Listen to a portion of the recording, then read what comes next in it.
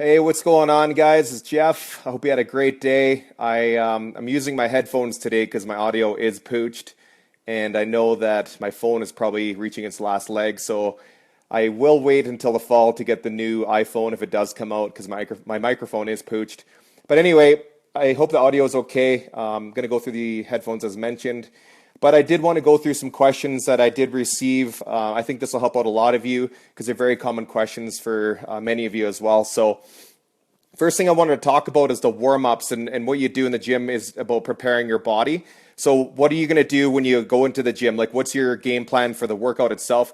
My best answer for you would be make sure that you prepare your body for the workout itself. So if you're going to do a full body workout, I take my clients through a full body workout. So what's going to happen is they're going to do some body weight exercises, some pushing, some pull exercises, some legs, etc. And that's going to get their body ready for the actual workout itself. I see a lot of people, not to say it's wrong, but they kind of hop on the elliptical trainer and they're sort of going through the idea of warming up their body, which is good. So they hop on the cardio and they get their heart rate going, they get the juice the joints loosened up and the body temperature is increased.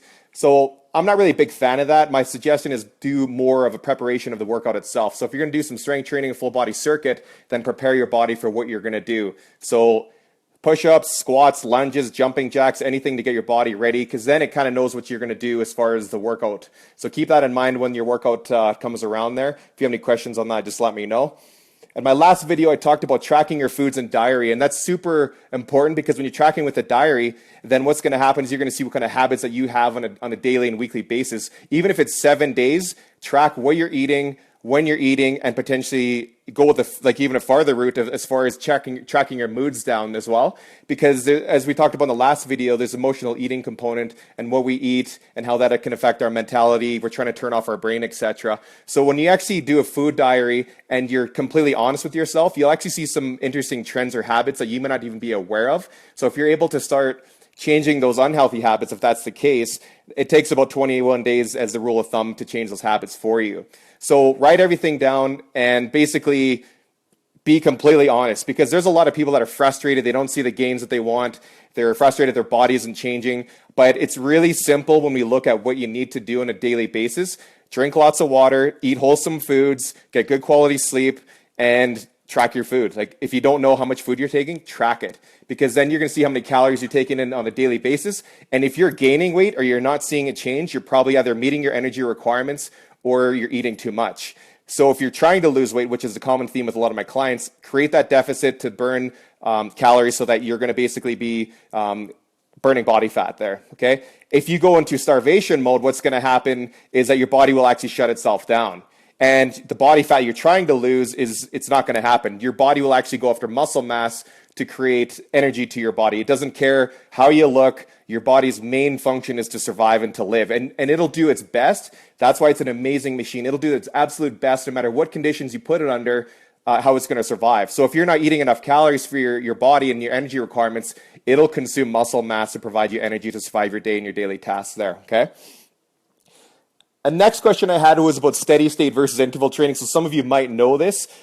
The best answer I could provide for you is steady state is something that you want to do if you're a beginner, you're just starting out, trying to sustain a habit, and you want to eventually get into interval training, because interval training is the best bang for your buck as far as calorie burning.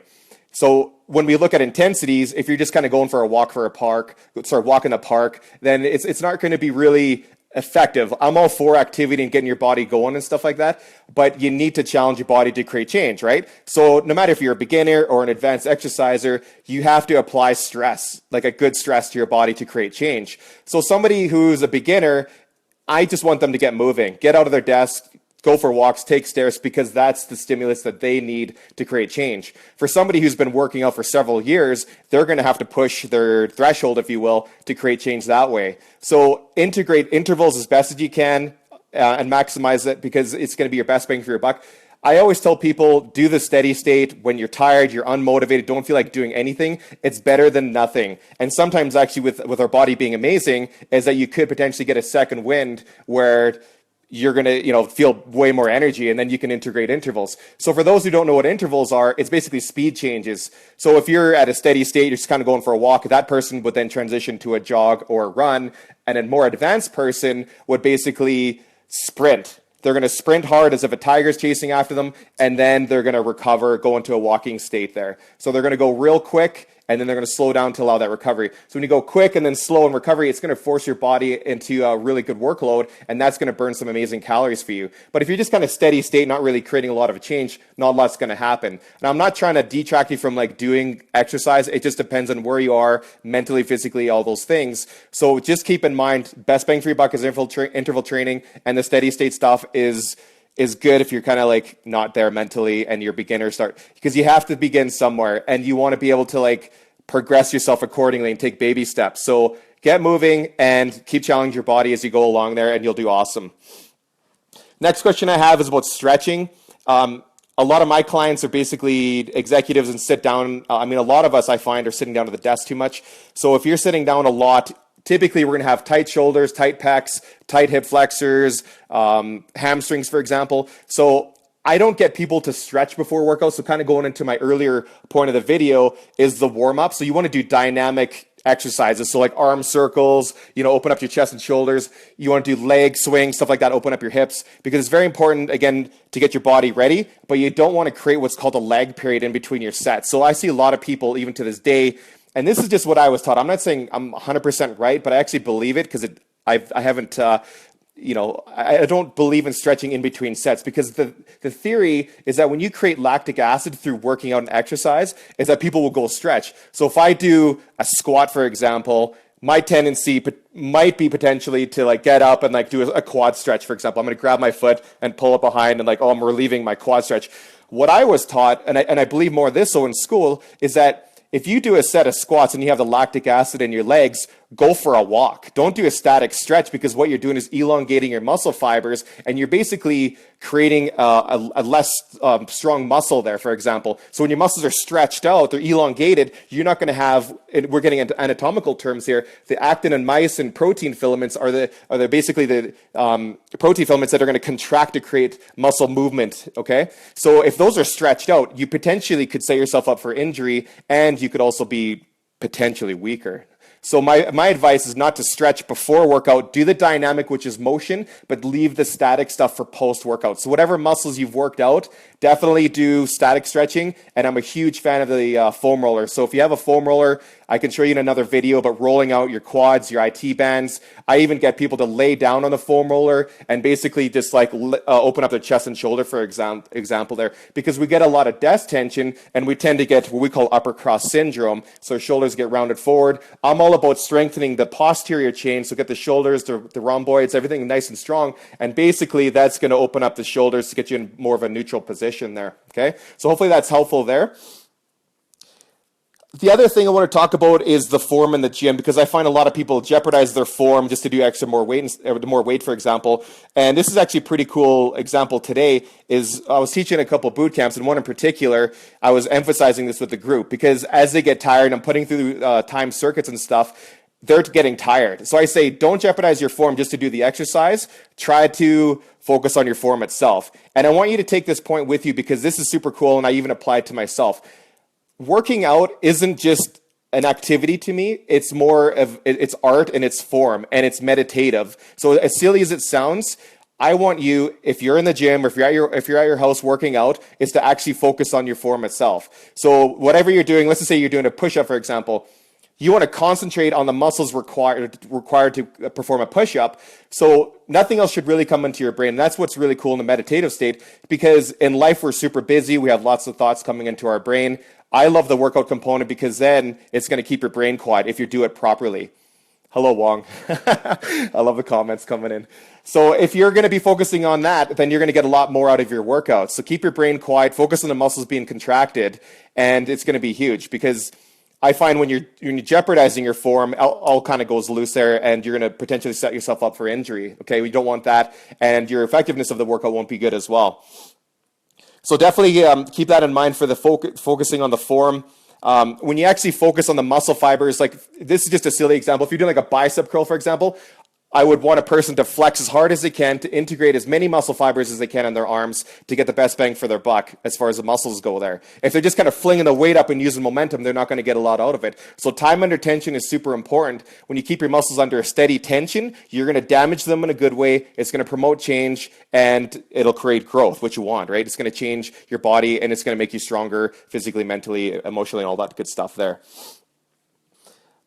Another thing, this is actually, if my buddy Too Tall is still watching, I was just going to definitely advise anybody who's having a tough go right now to like work out with a buddy. So, and this is really good because for accountability on the weekend, we always kind of rely on each other no matter what we go on. And shout out to you, Too Tall. But it's really good for us because no matter how tired we are, whatever we got going to go, we just try to get that workout in, even if it's 30 minutes, 45 minutes, and even if we're lucky, we get like upwards to an hour. And it's super awesome because then you got a buddy to work out with. You can have a good time. You can spend quality time together as well. So I totally advise you that if you have an opportunity to work out with a friend, you know, whether it's going to the gym together or in this case, we go to the condo that he lives at and we work out on a weekend basis, which is really cool because it gives me another day to hang out with a buddy, like I said, and burn some more extra calories there. And the last thing I wanted to mention today, there's a technique that it's very cool, and everybody's obsessed about abs and having tighter abs and stuff like that. So there's a cool exercise that you can integrate, whether you're sitting down, if you're in a chair, if you're in an elevator, if you're working out, doesn't matter, whatever position you're in, it's called a vacuum. So what you do, and I use this analogy for clients, is that basically you're going to draw the abdominal muscles in there. So with my male clientele, I kind of say, you're walking down a beach and basically you're going to like tighten up your abdominals as much as you can. So you're not going to hold your breath, but you're going to draw your abdominal muscles in with your abs themselves. So without going, you're not going to do that. You want to engage with your abs. So you're going to get as skinny as you can is the analogy. So when I'm saying to my male clients and say, hey, you're walking by a group of girls at the beach, a lot of guys are going to draw it in and suck it in. It's the same analogy. So what we're doing there is we're recruiting what's called the transverse abdominis muscles. The transverse abdominis muscles are very much a tongue twister. They're very much a weak muscle, and they get lengthened out from dietary and weakness and stuff like that. So if you can actually draw it in and practice it, you can actually create what's called a cranking effect. So you can kind of draw it in. So we're not spot reducing the actual abdominal muscles, but you're strengthening the deep abdominal muscles to draw things in there. So try it. So if you're sitting in the car, red light, whatever, draw it in like 10-second holds, then relax. So 10-second holds, hold as tight as you can. You should feel the abs burn, and use the analogy as skinny as you can. You're in the elevator, it doesn't matter. Draw it in. Nobody can tell if you're doing it right. Nobody can tell you're holding your breath. I'm doing it right now, and I'm not holding my breath. Keep it in tight, and you'll see some real cool things happen there. So try like 3-4 times a day and build on that, and you'll see some real cool things happen. Get the abdominal muscles nice and strong there. And question here, Mr. Mikey, what do we got?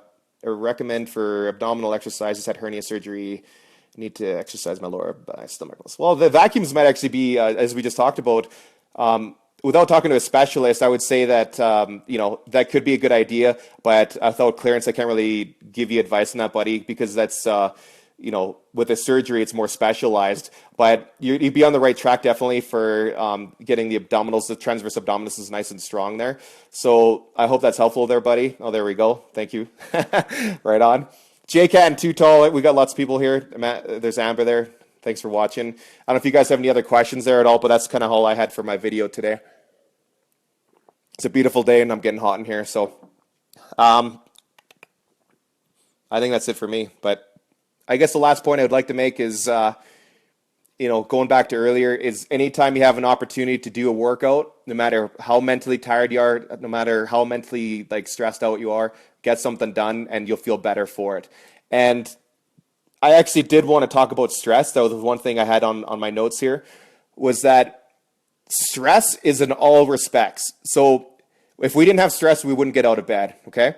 We need stress to be able to get out of bed and to function. But the problem now with society, with our phones, with the constant information, it's overloading to our brains. It's constant stimulus to our brain, which can be tiring to our body. So stress can come into in factors such as dehydration, fighting with your boss, fighting with your spouse, financial, dietary, so if you're not eating right, and potentially people who are overtrained. So stress is stress to the body, and basically the more stressed a person is, the more unfortunately, the messed up the hormones are going to be. So again, at dealing with a lot of clients who are trying to lose weight, the adrenal gland is going to be releasing cortisol. So that's kind of the fight or flight hormone that's going to be released in stressful times. So that's kind of like a tiger's chasing after you, and the stress is like just ongoing. So what happens, the adrenal glands get super tired because they're just constantly releasing cortisol, which is bad news. And the negative effect of that is that your thyroid, which is a metabolism center, it starts getting shut down as well, which is bad news, because especially if you're trying to lose weight, the thyroid is going to be run down. So basically anything and everything almost is internally suppressed because you're basically always like stressed out. I'm not saying not everybody, it just depends on what we got going on in life. But I'm saying nowadays with the economy and other factors potentially, we could look good on the outside. And I know this for a fact, and I'll admit this, is that I only found this out doing blood tests here with my doctor. I had super high cortisol levels, which is going to mess up and actually suppressed some hormones. And, potentially people are going to feel tired, run down, not feeling good. And it's very interesting, and I advise people to do this, is like get some blood work done, check out the hormones, because you might be doing everything right. And I've done that. Like I felt like I was doing everything right. And sometimes for myself, it was frustrating, but, things were not working well on the on the inside there. Sorry. So it's a very good learning experience for those who are stressed out and having a tough go right now. Get some work done, get some blood work done, see if there's any answers that they can provide for you, and it can give you some insight on what to do. I had some vitamin deficiencies I'm working on. I do have a thyroid condition that my doctor found out. It's called Hashimoto disease. I hadn't even heard of it before. And he was telling me my immune system was actually attacking my thyroid. Well, I'm like, oh man, what do? So he's got me on iodine and thyroid and selenium. He's cranked up my vitamin C, got me eating damn well chicken liver. So it's good times, right? But sometimes you just got to do what you got to do to like get your body feeling good. And when we talk about stress, it's getting back to the basic principles, getting to bed earlier, shutting down the lights, dimming it down, everything's stimulus. So turn down the lights. It's really hard because people are watching TV really late. They got Netflix going. They're watching the news. So everything to the eyes can be, especially at nighttime, that's where I'm more so talking about this, is stimulus to our brain, and it's fight or flight. So it's like the tiger chasing after us because it's artificial light. It's just constant stimulus. So my advice to you, it's a little tougher in the summertime, is keep the lights on dim, get some chill music, just kind of relax, read a book, kind of relax, do that kind of stuff, okay?